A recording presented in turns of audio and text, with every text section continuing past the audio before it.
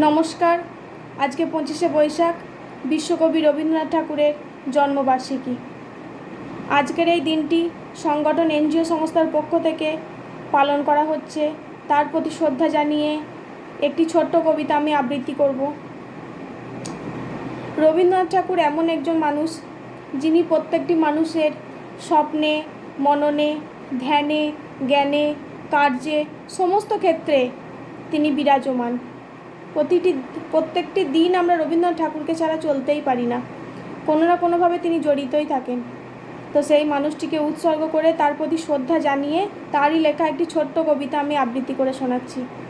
বিদায়, রবীন্দ্রনাথ ঠাকুর।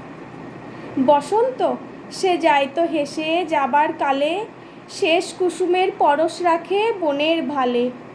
তেমনি তুমি যাবে জানি, ঝলক দেবে হাসিখানি, অলখ হতে কষবে অশোক নাচের তালে।